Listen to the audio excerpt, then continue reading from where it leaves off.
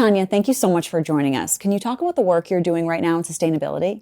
So we're working with the decarbonization of the shipping industry.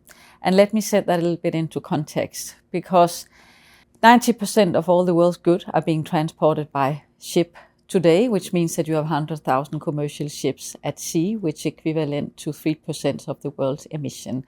And it was out of this background or picture that the Mærsk Mc-Kinney Møller Center for Zero Carbon Shipping was born.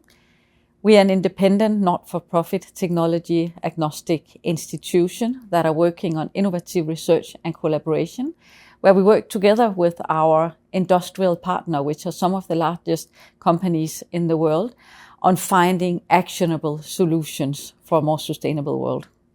And can you elaborate more on what exactly is zero carbon shipping? Yes, well, unfortunately, there's not a magic wand, so we need to work on 4 different parameters. We need to have new alternative fuels at scales, both on the demand and the supply side. We need to work on wider adoption of energy efficiency measures. We need to work on policies and regulations. And finally, we need to show the world that it's possible. So we need to work on demonstration projects. And in our case specifically, that is around green corridors. And green corridors are shipping routes that are sailing on alternative fuels, showing that we can actually do it. And so why are partnerships so important in these initiatives? Well, no one can do this huge transformation, this historical transition that needs to happen, and no one can do it by themselves. So you have to collaborate, you have to form partnerships.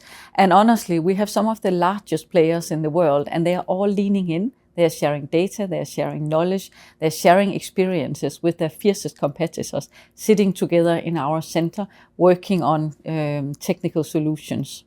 And so what would your advice be to leaders who are right now pursuing green growth? Well, I would say nobody have done what we need to do now before, and I strongly urge even more collaboration, more partnerships, because that's the only way that we can do the very systemic changes that are needed. And then I would also really strongly encourage to do long-term investments. Shipping are very short-term, but we need to change that and work more long-term. Thank you so much.